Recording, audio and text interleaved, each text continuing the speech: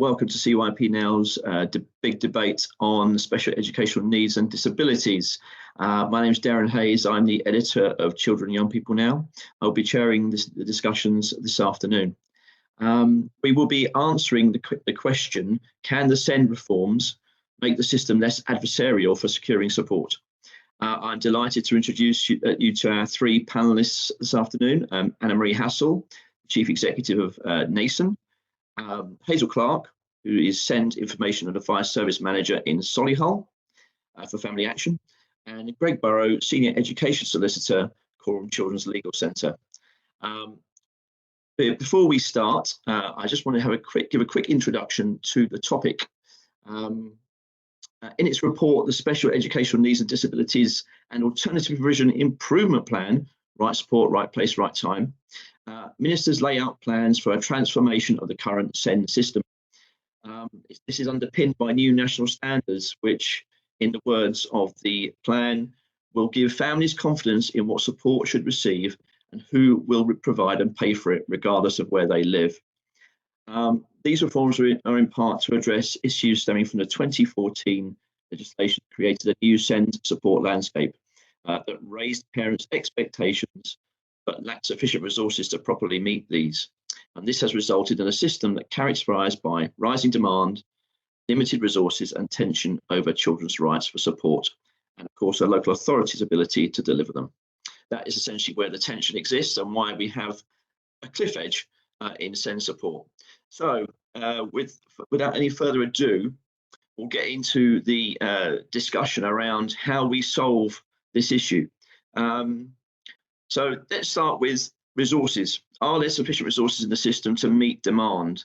It would suggest not, but because there's been a £10 billion investment in the system, but demand is 50% higher over the past 3 or 4 years. So Annamarie, from Nasen's perspective, what are you hearing about, or what are your members' experience in terms of demand, and actually kind of how does the system meeting that demand or attempting to meet that demand? Yeah, and first of all, I want to frame a response by saying that I'm not sure it's the best place to start in terms of looking at finance and resourcing. Is at the heart of all that we're talking about and all that we're focusing on individual children, individual young people and families. So it just makes my heart feel heavy that we start off with a discussion about resourcing, but actually it is the insufficient level of resourcing that has led to some of the challenges in the system so far. And I would say that 2014 legislation, my heart skipped just with what could be. And then what we didn't have post that legislation was sufficient resource to implement. And really embedding something that's about change, that's going to stick and be transformational, requires investment over and above what you would see the usual cost then to maintain a system. So the reflection from our members, currently 87,000 members of Nasen, significant proportions there of SENCOs, the special educational need coordinators from schools, school leaders, governors, teachers. And they don't talk to us about the money, but they do talk to us about the frustrations in securing the right people, the right resource, the services to help to implement an education, health and care plan. And before that, let's go back a step, even to achieve an assessment. And before that, even to achieve the necessary early intervention to support speech language communication needs, for instance, at a very basic level. The inability really to channel that resource at a local level is a source of frustration and disappointment. Yeah, thank you. No, I take your point about resource. It's depressing, I suppose, really, to kind of start from that point of view. I suppose I asked that question. because of the very fact that, as you say, the 2014 reforms were, I think everyone agreed, coming from the right point of view, they were designed to really remove that cliff edge, of course, that we saw in support under the statementing system, previous statementing system. And of course, it seems that it hasn't worked, because there still seems to be that kind of cliff edge there.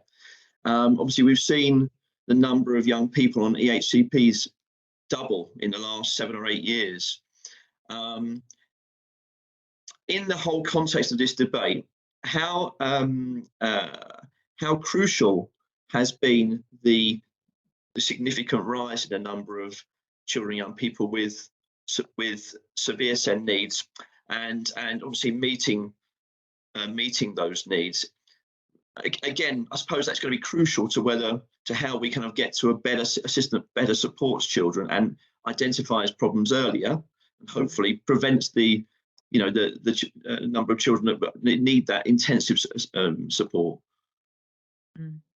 Is that a question to me? It was kind of a question to you, Annamarie. Yeah, absolutely.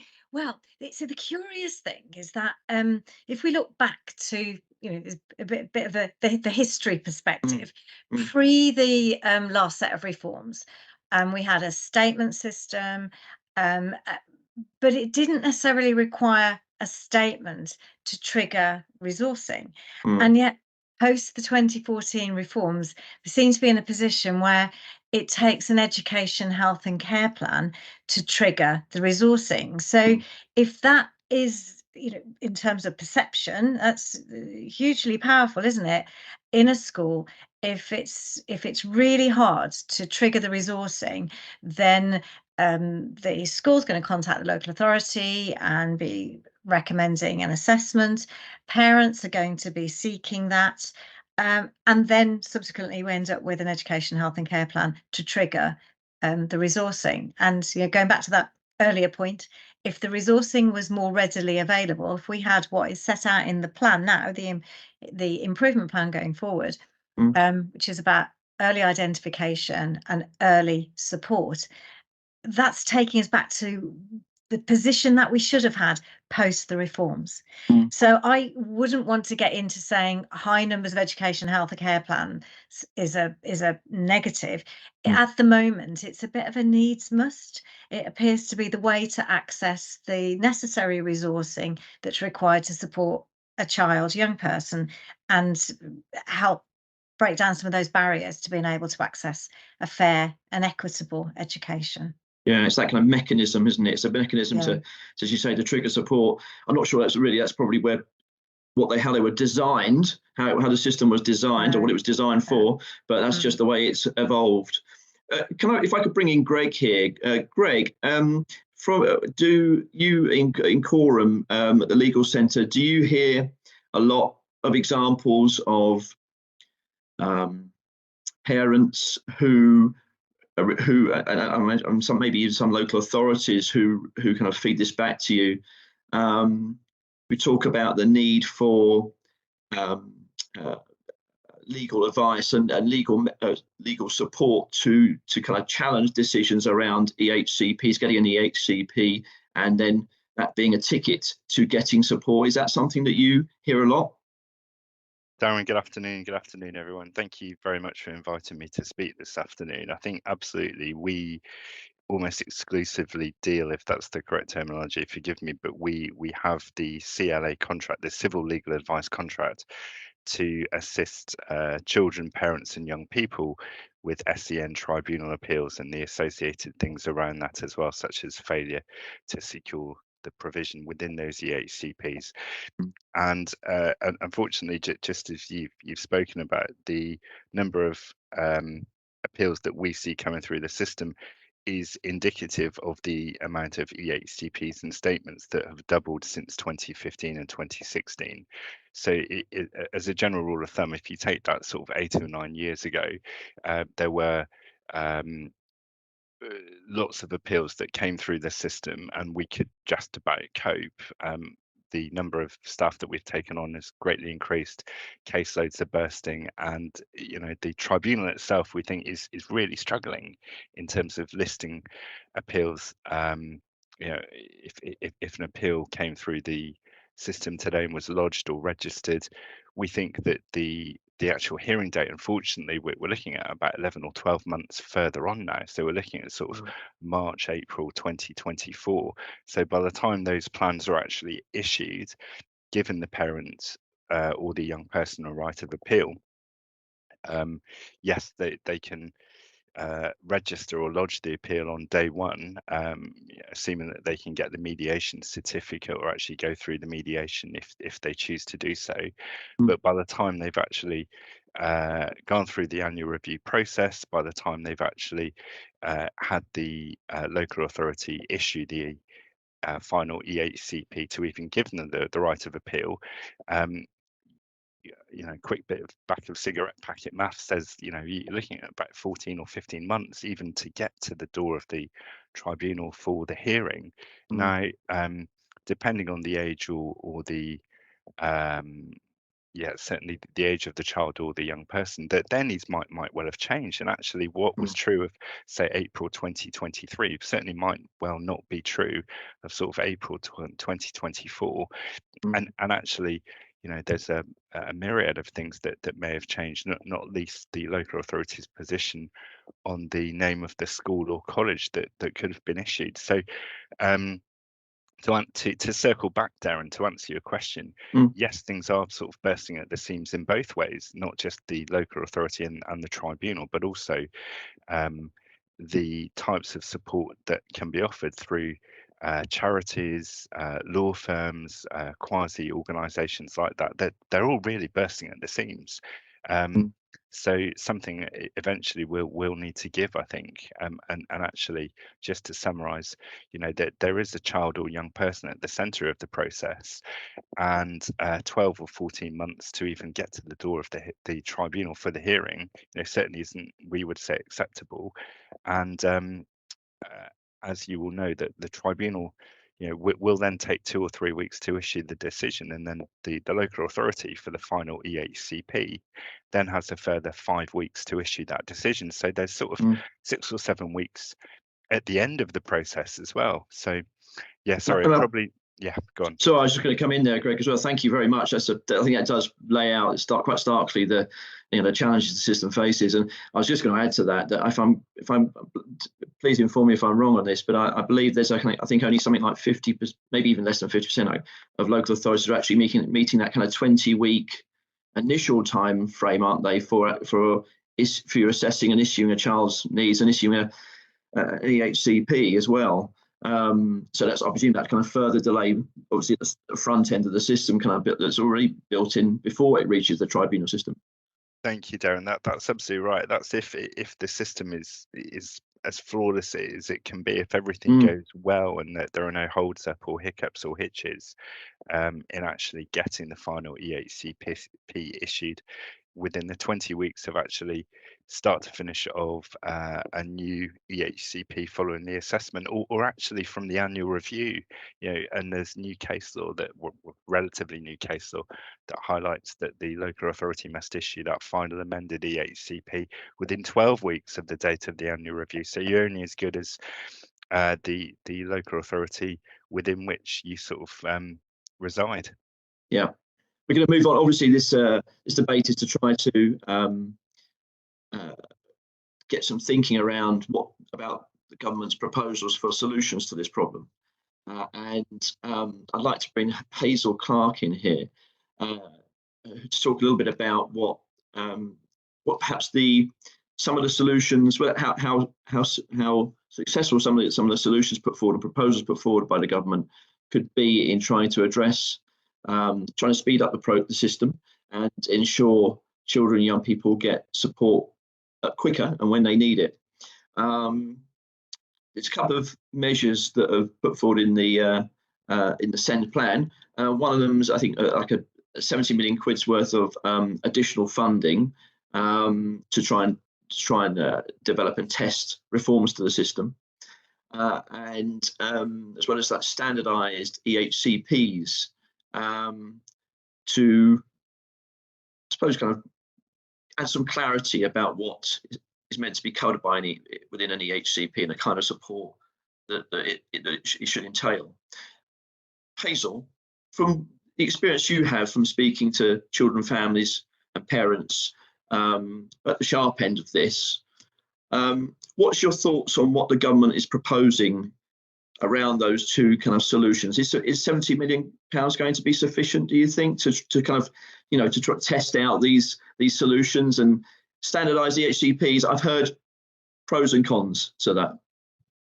So with regard to the funding, I very much agree with Anne-Marie. Throwing money at a problem just isn't always the answer. We've got a system that hasn't worked very well for such a long time. Just putting some money in won't fix things. There are numerous things that need to be in place. We need to really think about the child, and the child, it should be very person-centred and centred around the child. Training and understanding is essential. The reduction in support for all these many years is evident by the crisis in which families are facing. But services are in those crisis points as well and facing such demand, it's overwhelming, as has already been said. One of the things that families want to know about that isn't addressed is the accountability for all of these different things that are going to be brought in. Where will the accountability be, and how will that be reviewed and assessed? By just putting money into things, I mean, it's good to trial things out, but if we're talking about the money for trialing things and trialing all these different things that the government's saying could be useful, we're talking about possibly the effects of those trials not being put into practice until about 2026, because we're going to have to trial them and then look at them and then see whether or not they were achievable and did they meet outcomes and then roll them out. That will be the end of a lot of school children's careers. And that's a long time. Regarding standardised EHCPs, when you see EHCPs from neighbouring authorities, different parts of the country, they can be so vastly different. It's so difficult for families. It's also difficult for professionals because they're working on different templates. In a school that's near a border, you could have children from 3 or 4 different local authorities.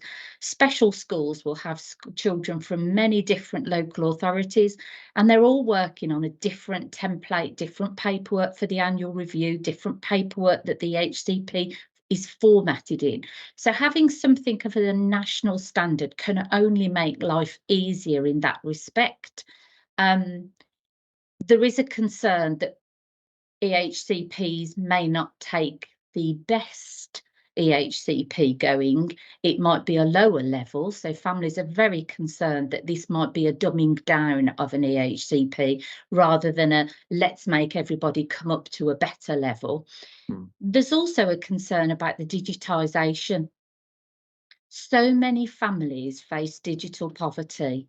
It's going to be very difficult for them to have a digitised system when the only way that most families and lots of families access electronic things is through a mobile phone. So we need to have some consideration about how that will work and who's going to help and support families where this is a difficulty for them. I haven't seen anything in the reform about how they will be supported, how young people will be helped and supported with an EHCP, because the EHCP is the young persons, and although predominantly we talk about the impact of this on parents and services and professionals, the young person gets lost often in this, and there isn't enough built in to support young people as an individual. Thank you, Hazel. I think that's a good summary of some of those concerns around some of the key measures. Anna-Marie, I'm assuming that you have similar concerns around some of those issues.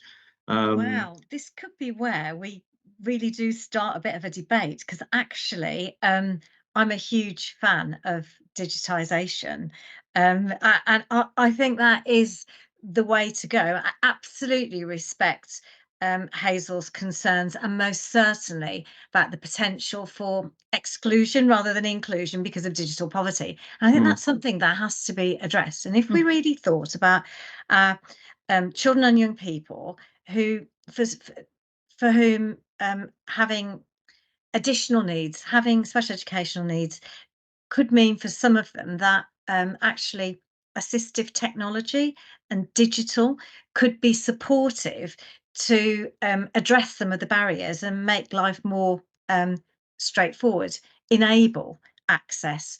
And part of the offer, I think, should be to enable that young person, that child, to have digital access, and that ought to be funded as part of their right of access.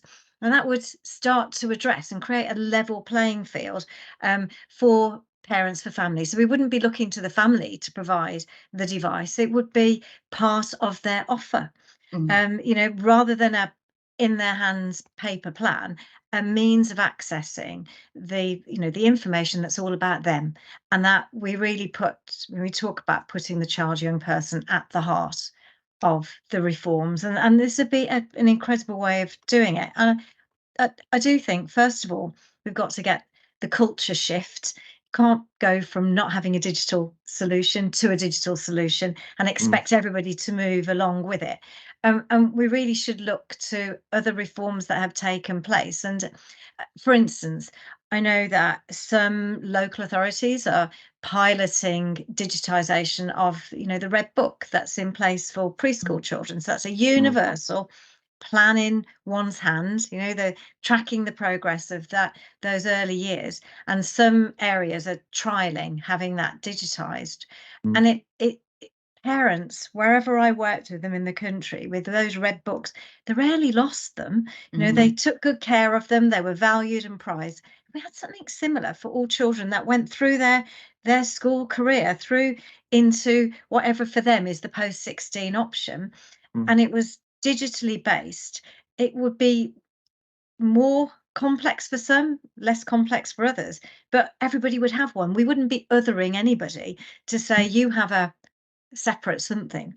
So everybody would have a plan of a sort that was graduated. And for some, it would be more complicated with more players that needed to be involved, more agencies to support that child's access at different stages. And sometimes that would gear up, and sometimes it would ramp down. And I think that it could really revolutionize what's happening. And if we could think of it as more of a universal offer rather than designing for the smaller number, it would be more attractive to the digital giants because they'd be really thinking about a mass population, a universal offer. But we design it to work for those that have the more diverse range of needs. So if you design for the margins, you're not leaving those in the middle out. But so it would be a long route, and culture change would have to start. So the standardization then of an education, health and care plan would be a really good start, because that you need to crack that first before you could move to digital. And one of the big errors sometimes with shifting from something that's been sort of paper-based to digital is just to recreate in a digital format the paper version rather than thinking about reimagining what that could look like. And I'd say there'd be three golden elements that I'd expect to see. One, that it would be as real time as possible. So that would really knock out of the way some of the barriers that we have around timescales. You know, do this in 5 weeks, 4 weeks, 20 weeks, etc. Real time, a real time access. Second, that it would need to be absolutely person focused. So it's about the young person's needs at the heart of it. And thirdly, that it should be co-produced in its design. So it's not designed by those practitioners primarily who would currently see it as part of their professional need to access a great plan, not designed by people that are seen as the users of those plans, but put the beneficiaries at the heart of it and help to test and work with what's going to work for them. And this could really revolutionize the way that we report, the way that we record, simplify, clarify, and promise clearly. And then it makes the accountability, which Hazel's also mentioned, much more measurable.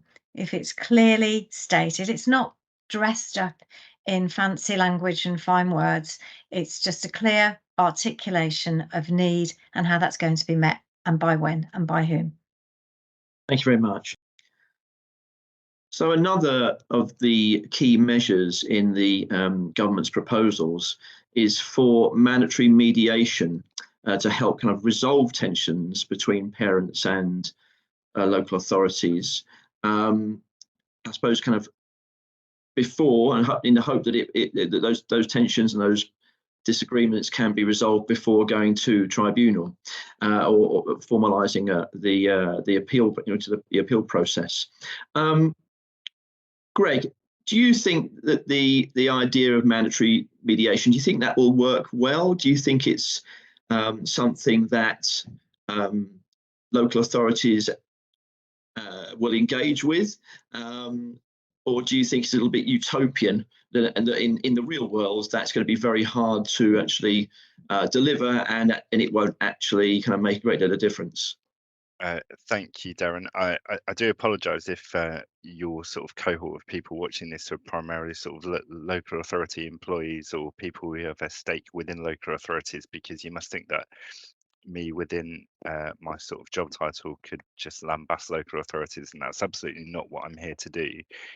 Having said that, I've sort of inadvertently touched upon this topic by stating previously that we've seen, or we are seeing, that tribunals can already take up to 12 months to reach that conclusion. We are sort of potentially worried and concerned that mandatory mediation is likely to just increase the timescales, which is something that I hadn't really thought of when I was explaining that previous answer. But if we're already faced with an EHCP that's finalised, and then parents don't opt for mediation, they opt for the mediation certificate, at least then they've complied with that mandatory requirement and jumped through that hoop, if I could use that colloquial term. At least then they have that mediation certificate, which will then allow them to appeal, unless they're looking at Section I alone. If it's a mandatory mediation, well, we note that local authorities, and to sort of just go back to a point you made previously, in that utopian world, if local authorities are able to finalise an EHCP within the 20-week timetable, or conversely, the annual review 12-week timetable following the annual review, at least then the parents do have some certainty. But if there is potentially the issue that local authorities are obliged, which they are now, to organise a mediation session within 30 days, we often see that some local authorities are unable to comply with that requirement. So there is potentially another layer of things that a parent or a young person would have to overcome, simply if they were saying, all right, well, let's give this a go. Let's get into the room with the local authority and try and resolve this. Let's meet them halfway. Sometimes we find, unfortunately, that that mediation requirement, just simply to arrange the meeting within so many days, just doesn't take place for whatever reason. So I think, to use your word, my view, and I'm happy to own it, my personal view, is that it may well be slightly too utopian to think that parents and local authorities will automatically, magically now be able to agree on a level of provisional support or any additional things that they were hoping to see in the EHCP that doesn't materialise simply through that mediation meeting. Because unfortunately, 8 or 9 years ago, when Annamarie was talking about the statements to EHCPs in 2014, that was the idea then, that mediation would reduce the level of appeals. But unfortunately, they've gone through the roof, as you've seen. So perhaps I'm a little bit pessimistic about that, but I think working in this area of law, as I've done for a number of years now, slightly pessimistic that it will lead to an additional level of time which will be bolted onto appeals that already take up to 12 months to reach a conclusion. Thank you, Greg. Hazel, I noticed you were nodding when Greg was speaking there. That's obviously his summary there is obviously similar to your own experience. Is there any way that, I mean, what do you think would need to be done when we get the details of what the government's proposing around mediation? What do you think they would need to include to make this kind of work better? Is it we make it far more, I don't know, just kind of like shorter timescales involved, so or some kind of like statutory responsibility to actually participate in mediation within a set period of time, because obviously it seems that isn't always happening. Can we make it work? So there is already those things in place that you've mentioned, Derren. Mediation, as Greg says, has just grown enormously, and mediators just haven't got capacity currently. So making mandatory mediation means that we need to grow mediation services, because there currently isn't the mediation services to cope as it is. But there's nothing in the reforms to say how we're going to support families to go to mediation and support at mediation, because services like mine, who are in place to support families, there's no growth for us in the reforms. Yeah, so about the learning from mediations, so the amount of mediations that are attended and mediation isn't overturned, it goes to tribunal, and tribunal does make a judgment in favour of the family. But then that happens over and over and over again. The same scenarios are just played out all the time. Nobody learns from that. With you. That would definitely help if there was some way that we actually looked at, the learning that can happen. If you ask families, they say that's the accountability. The accountability isn't there because they keep going through the same things. The issues about going to appeal is that families have several points that they can appeal. Refusal to assess, refusal to issue, and then they can appeal about the contents or placement. And as we're waiting, as Greg said earlier, for a year, you imagine how many years it can be before a family finally gets the EHC plan that the child needs. I can't see what's different in the reforms to make that any different. The families often feel that mediations are currently a delay tactic. They go to mediation. The person at mediation who is supposed to be able to make a decision often says, oh, well, I've got to go back to panel. Right. Yeah. So it elongates the process further. Yeah. The other things that haven't happened regarding mediating and appealing is the reforms haven't brought social care and health alongside education in appeals. Appeals can order education, but they can't order health and social care. They can only give them advice as to what they should do. And families often say that they feel that they should all three be equitable when it comes to going to appeal. Thank you. Just wanted to, I know we've only scratched the surface here, but I just wanted to perhaps conclude when we think about this from the local authorities' perspective as well. Currently, local authorities are spending millions of pounds each year contesting some cases at various stages, obviously in the process, but mainly in tribunal.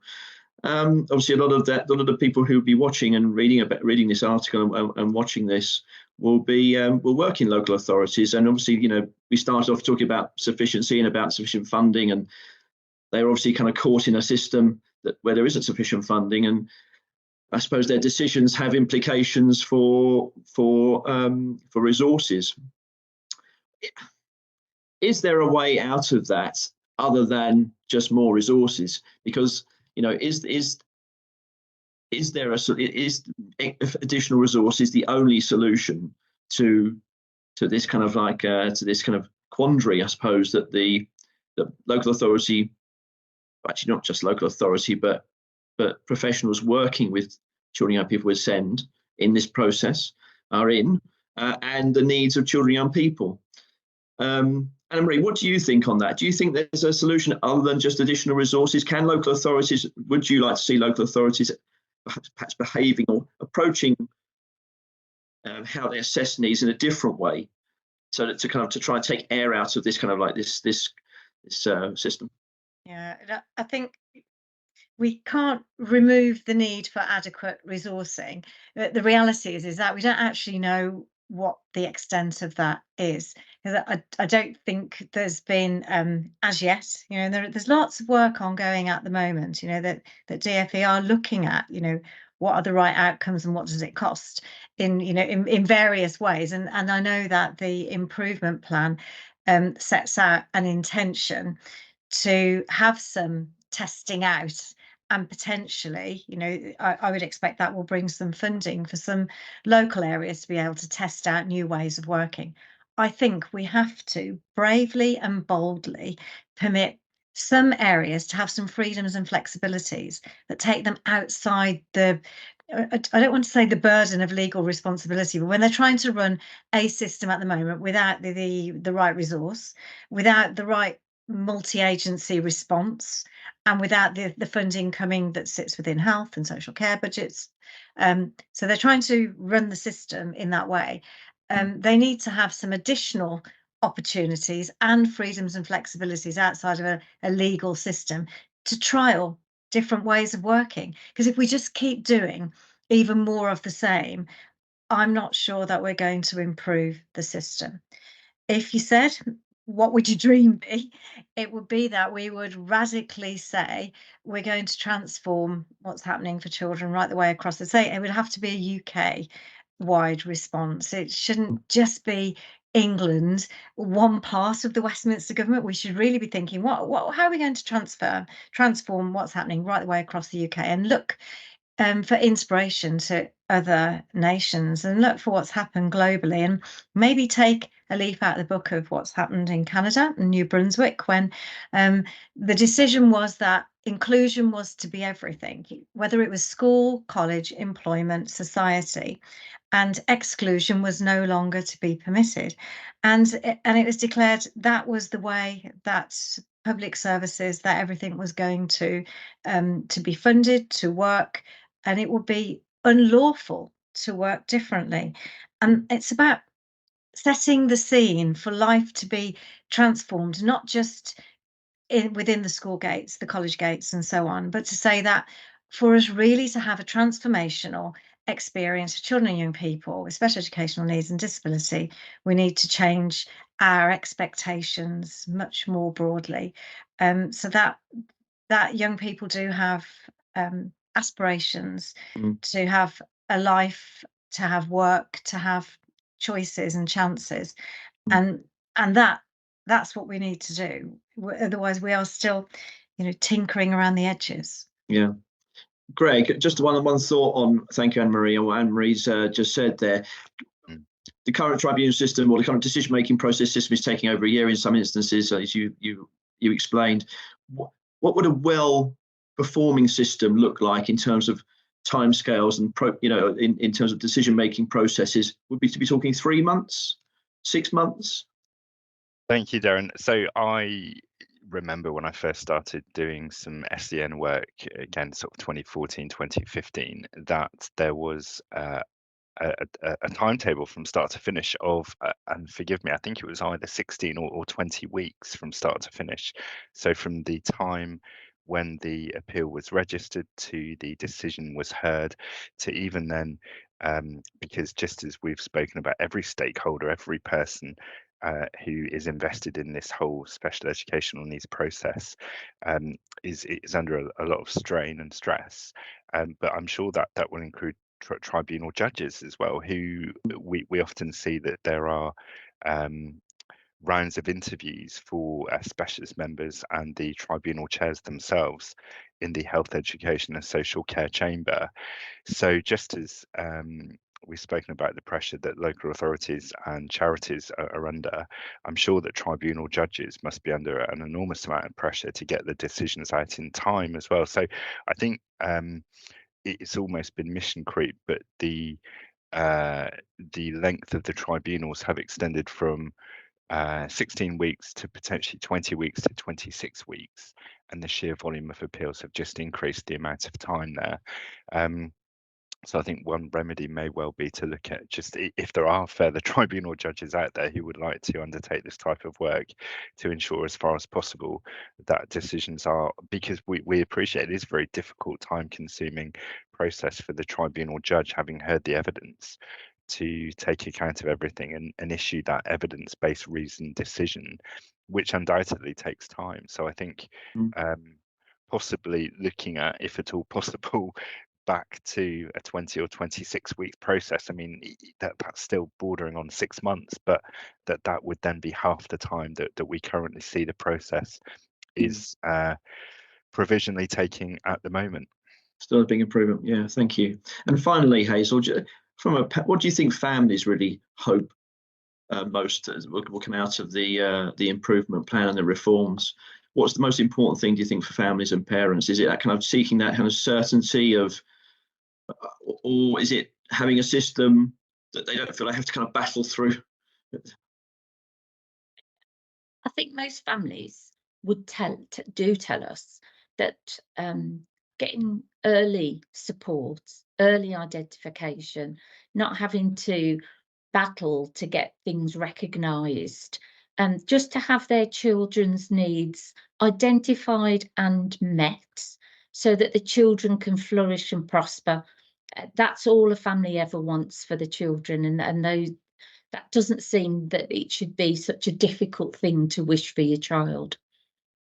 Great, thank you very much. We're going to stop there. I know we've only scratched the surface, as I say, but I hope it's been, I certainly found it very informative, and I hope the viewers and those who read the article will also find it informative as well, to get the insights that you shared today. So Annamarie, Hazel and Gregg, thank you very much indeed for your time today. Thank you.